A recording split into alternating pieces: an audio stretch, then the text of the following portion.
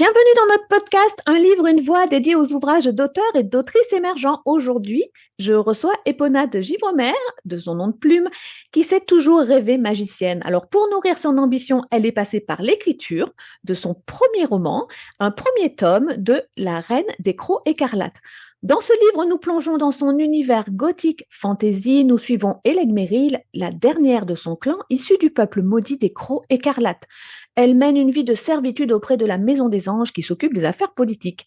Pourtant, Adamiel, son nouveau patron à la tête du royaume, lui propose une promotion. Bonjour, bienvenue Epona.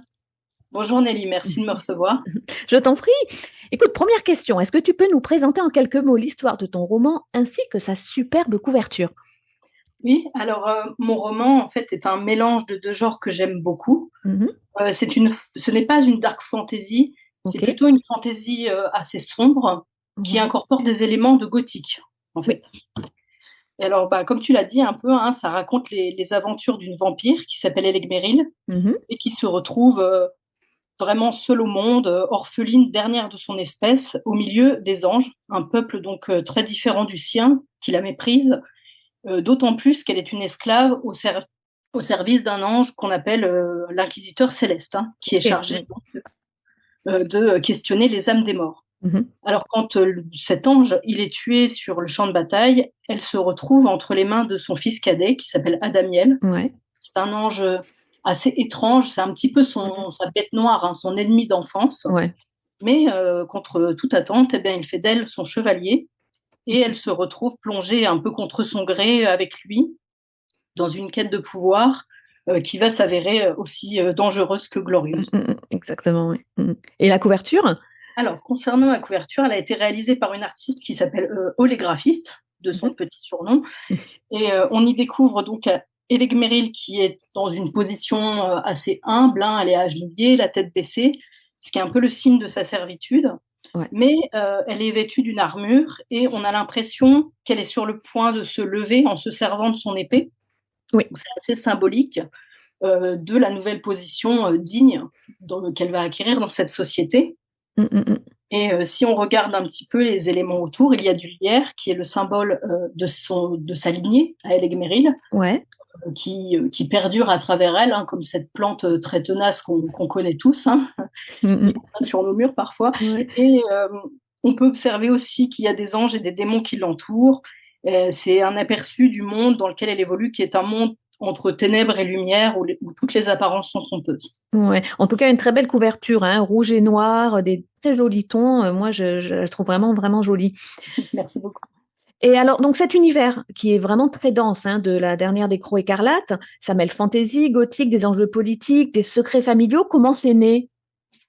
En fait, quand j'ai commencé à écrire le premier chapitre de cette histoire, j'ai pas pensé du tout publication.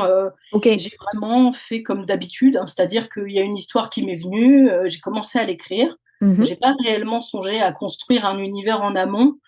Cet univers-là, il est plutôt venu ensuite. D'accord.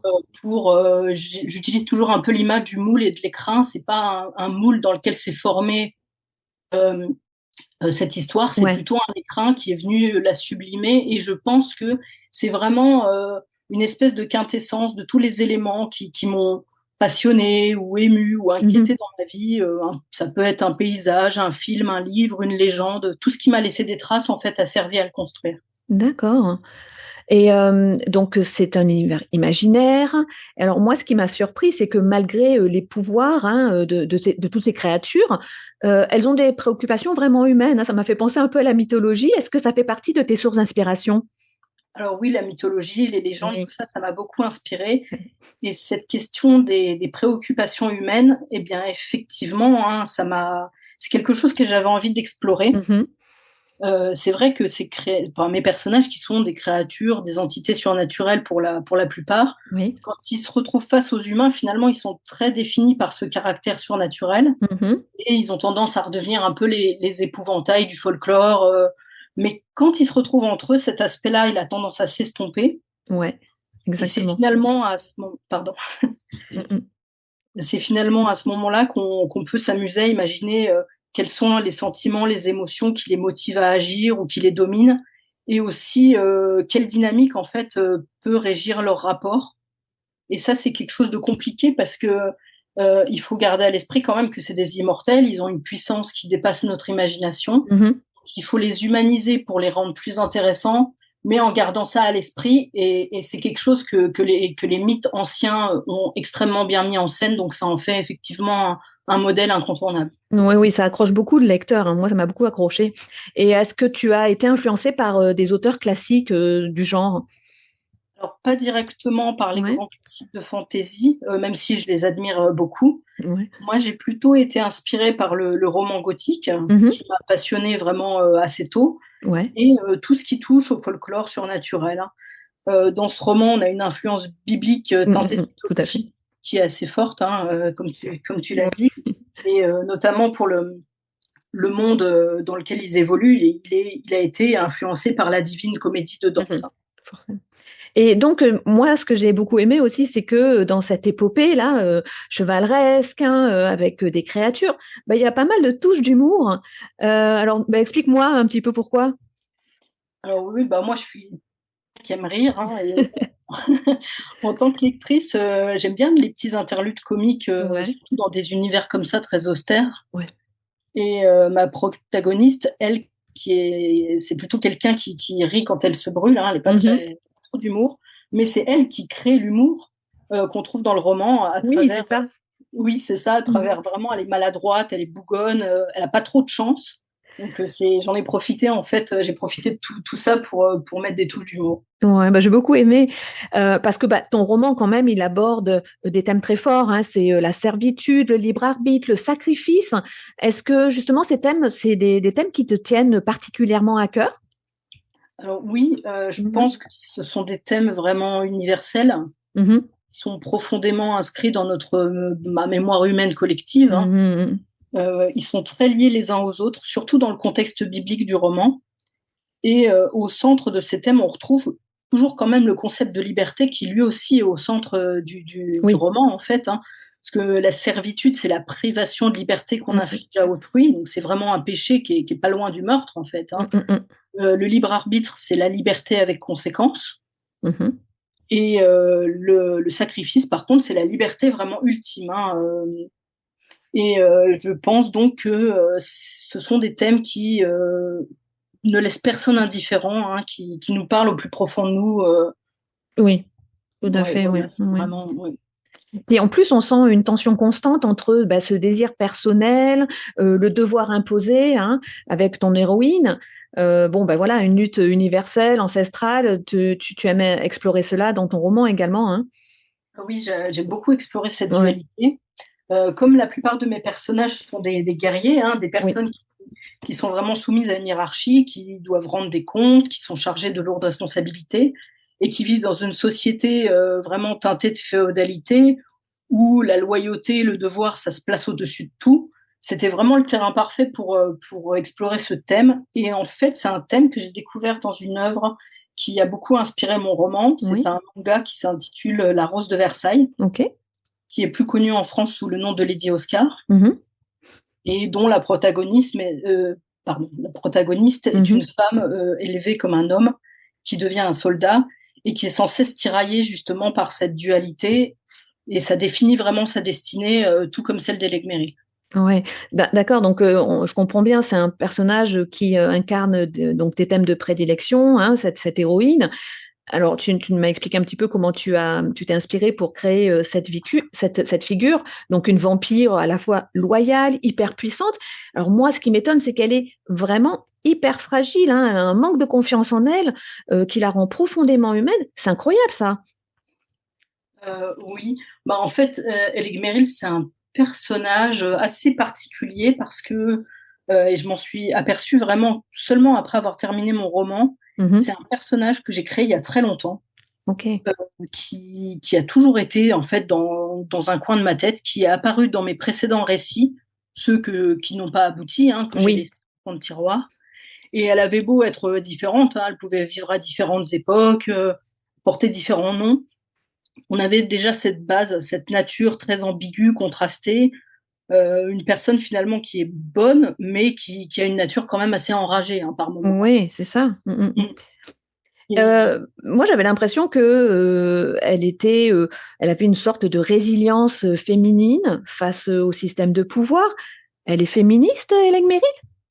Alors, j'ai pas vraiment songé à ça en écrivant l'histoire, mais oui, on peut le considérer, je pense. Au-delà des défauts qu'elle peut avoir, et elle en a bon nombre, elle a toutes les qualités, en fait, Hélène Merrill aussi, pour survivre dans la société très austère, brutale et finalement plutôt masculine du purgatoire. Ouais, c'est ça. Ouais. Ce personnage, moi, je l'adore.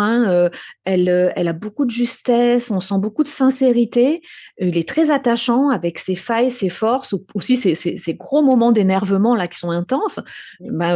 Tu te sens proche d'Hélène Merrill? Oui, alors je me sens assez proche d'elle parce que, comme je te l'ai dit, c'est une figure qui a toujours été Qui a été présente là. avec moi, oui. Et au début, j'ai mis un peu de moi en elle, beaucoup même. Et au fil des années, au fil de ses récits, elle a développé sa personnalité. Okay. En fait, ça a été au début une sorte de miroir. Parfois, ça a été un défouloir aussi pour moi d'écrire ce personnage. Mais maintenant, je la vois plutôt comme un modèle. Okay. C'est une espèce de grande sœur idéale. Et j'ai beaucoup d'admiration pour ses qualités, sa résilience, comme tu disais, et la force avec laquelle elle est capable de pardonner et d'aimer. Oui, on peut s'en inspirer pour suivre son parcours. Moi, j'aimerais parler aussi d'Adamiel. Donc, c'est un ange déchu qui est très ambigu, qui se retrouve à la tête du royaume après la mort de son père. J'ai l'impression qu'on n'a pas toutes les clés de ce personnage à la fin du premier tome. Comment tu as pu travailler cette ambivalence? Alors, Adamiel, contrairement à Hélène Merrill, c'est un personnage qui n'est pas apparu comme ça. Okay. J'ai vraiment dû le créer, lui, pour le coup, de manière totalement réfléchie. Ouais. J'ai essayé de faire un personnage qui ressemblait à Hélène Merrill, mais qui n'était pas pour autant un jumeau. Et j'ai essayé déjà de créer un homme qui avait les qualités indispensables finalement à un grand seigneur et à un chef de guerre. Oui. Je lui ai donné la bravoure, la combativité, le sens de la justice, tout ça. J'ai essayé d'imaginer comment ces qualités qu'il avait, ça pourrait être affecté par le destin que je lui réservais et qu'on va découvrir dans le roman. Ouais. Il y a des éléments à propos de lui, notamment son passé, qui le tourmente. Il est en conflit permanent avec la figure du père et avec sa propre identité. Et comme il a une volonté qui est assez terrible, assez effrayante, de prendre sa revanche sur la vie, ça motive vraiment tous ses choix et ses actions. Et c'est finalement ça qui crée l'ambiguïté en sapant un peu ses qualités et en les transformant de manière à en faire un être finalement qui est arrogant et qui est dévoré par la soif de pouvoir et l'ambition. Oui, il y a vraiment ces deux côtés chez lui. Et puis, je voulais savoir aussi, là, on parle de tes personnages. Alors, est-ce que tu as été surprise quelquefois par eux? Est-ce que tu t'es laissé guider en cours de route? Ou est-ce que sinon, tu es plus à travailler des plans très rigoureux pour ne pas te laisser distraire par leur caractère?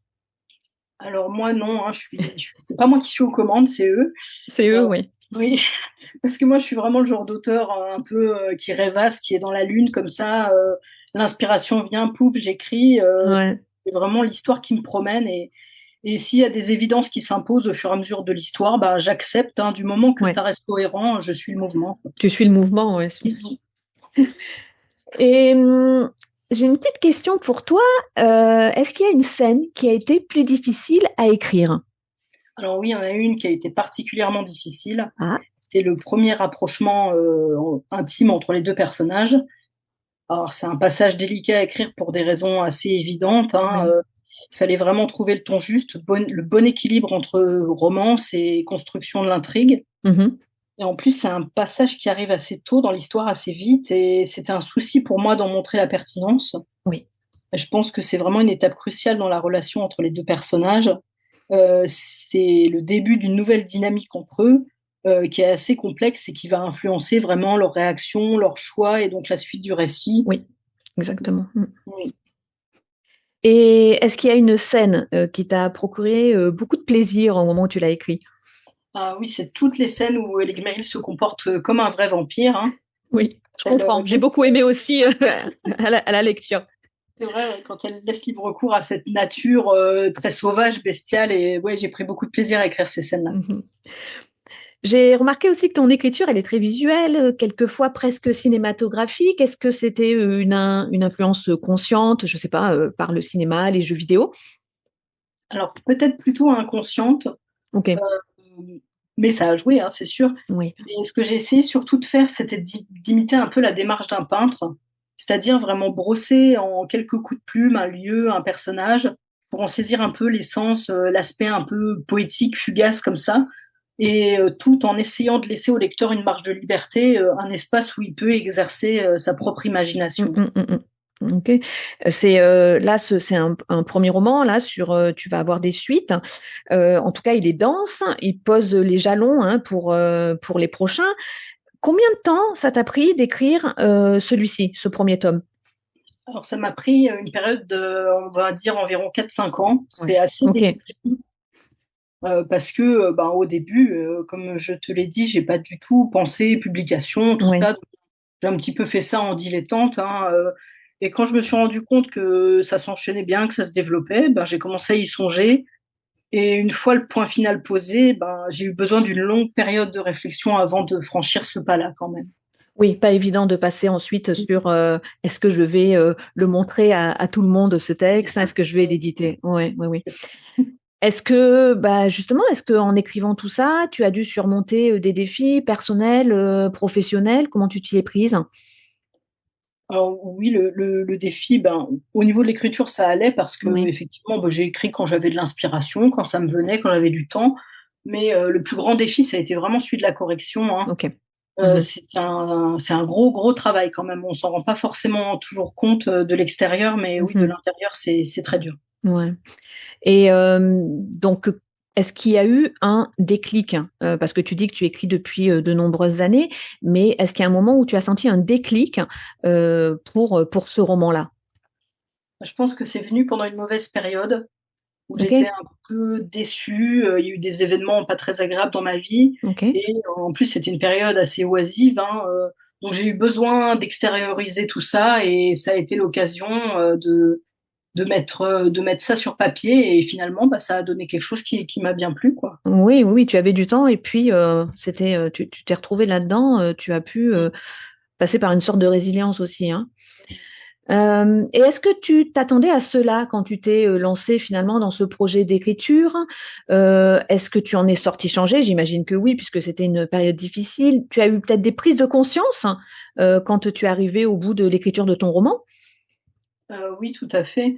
Ben, c'était déjà, j'ai été très surprise par l'espèce d'ascenseur émotionnel. Oui, je Ouais, comprends. ouais, quand on écrit un Oui. roman, hein, là, toutes ces émotions, la négative, positive, qui Mhm. s'enchaînent, c'est fatigant, mais à la fois c'est agréable aussi. Mhm. Et puis, bah, surtout, la prise de conscience qu'il y a eu, c'est que quand j'écrivais mes histoires de jeunesse, tout ça, bon, bah, j'avais assez confiance en mon écriture. Oui. Et en élaborant ce roman et en me disant, des gens que tu connais pas vont le lire, là, d'un coup, je me suis rendu compte qu'il y avait besoin de beaucoup de travail et je me suis Oui. aperçue que mon écriture, finalement, elle avait été naïve, lacunaire. Mhm. Et ça a été l'occasion, en fait, d'un travail qui m'a vraiment forcé à émerger de cette bulle un peu solitaire, de personne qui cache son texte dès que Mm, quelqu'un mm, mm. arrive. Et ça m'a permis vraiment de trouver mon propre style, quoi. Ouais, bon, bah, c'est super ça. Quel est le message que tu aimerais que les lecteurs retiennent une fois qu'ils ont refermé le livre? Alors, bah, malgré l'univers sombre, c'est un message plutôt positif. Ouais. C'est que même si on est sous une mauvaise étoile, comme les personnages, qu'on est un peu les pantins d'un destin comme ça qu'on peut pas contrôler. Je pense qu'il faut jamais perdre espoir. Un Ok. rien peut améliorer nos vies en fait. Hein, Mm. et il faut demeurer fidèle à soi-même, essayer d'être fidèle à certaines valeurs. Et je pense que ça attire des personnes qui ont des valeurs similaires et qu'ensemble on peut plus facilement affronter les épreuves. C'est un beau message. Donc tu as des futurs projets d'écriture, peut-être des dates pour la suite des Crocs écarlates pour le tome 2? Alors, étant ce que je suis, je n'ai pas de date. Ok. Mais oui, il y a le tome 2 de la dernière des Croix écarlates qui est en phase de Ok. relecture-correction. Ouais. Voilà, donc mon cauchemar. Et puis ensuite viendra un roman fantastique qui rend hommage à la Normandie, qui est ma région d'origine que j'affectionne beaucoup, et à ses légendes. Et à ces légendes. Donc, si je comprends bien, La dernière des Crocs écarlates, c'est 2 tomes uniquement, et ensuite tu passes sur le roman fantastique avec les légendes de Normandie, c'est ça? Voilà, c'est ça. Parfait. Bah, écoute, merci pour toutes ces révélations, Epona. J'ai vraiment été ravie de te recevoir dans ce podcast. Merci à toi, Nelly. C'était vraiment aimable de me recevoir et j'ai passé un très bon moment. Merci pour cet échange très riche. Écoutez, maintenant, c'est le moment pour les auditeurs d'aller retrouver en commentaire les liens et les réseaux sociaux d'Epona. Et il y aura également les points d'achat de ces livres qui seront notés. N'oubliez pas de mettre des étoiles et de vous abonner sur YouTube et sur Spotify. Je vous dis à bientôt.